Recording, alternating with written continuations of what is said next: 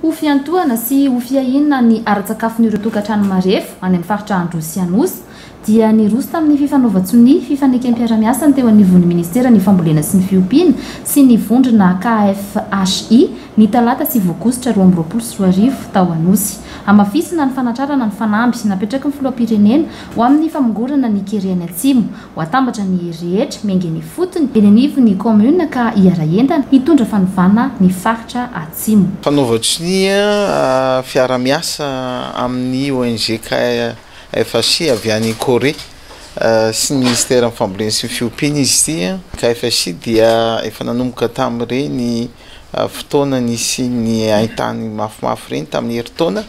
no nanatona antsika rehefa nahita ny fahavoazan'ireo fianakaviana tany nanatona ireo fitaliavam-paritra tany Androy sy Anosy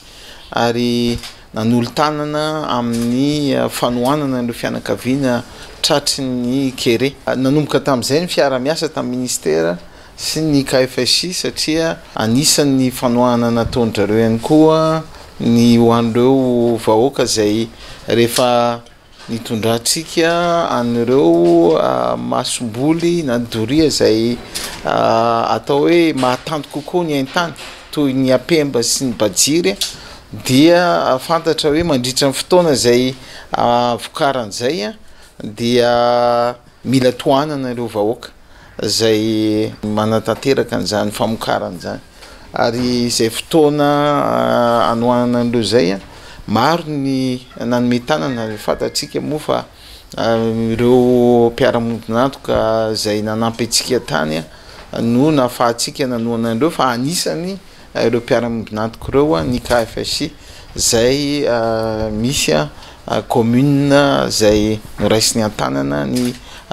fanampiana azy commune ray indrindra aty amin'ny faritra Androy. Rehefa vita ireo dia nisy ihany koa commune ray koa niraisiny taty amin'ny faritra Anosy izay ilazana amintsika hoe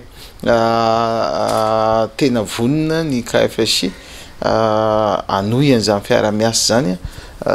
efa nahita moa izy ireo ny zava-misy any toerana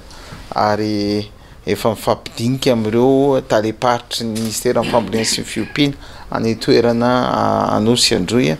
dia efa mijery indray zany izy manomboka izao an'izay commune ho tohanany mandritra nyity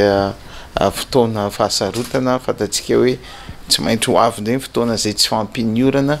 dia anohana an'ireo izay commune azo nitohanana ny KFHI miaraka amin'ireo mpiara-monina hafa miara-miasa amintsika any amin'ny faritra Atsimo. Masomboly zany dia efa tsy ny ministera ny fambolena sy ny fiompiana dia ny masomboly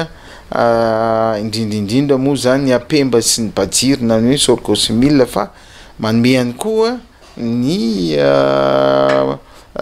ireo tao balahazo sika manome ihany koa tsika ireo izay voly hafa toy ny masomboly ny anana satria raha vao misy ny rano dia afaka mamboly ny tao bageda zany dia zaraintsika any avokoa ny ato ministera ny fambolena sy ny fiompiana fa ny KFHI kosa dia manohana an'ireo tantsaha mandritra ny fotoana izay avokaran'ilay voly ataony mba tsy raviravin-tanana izy ireo mandritra n'izay fotoana fahatongavany havitana sy azony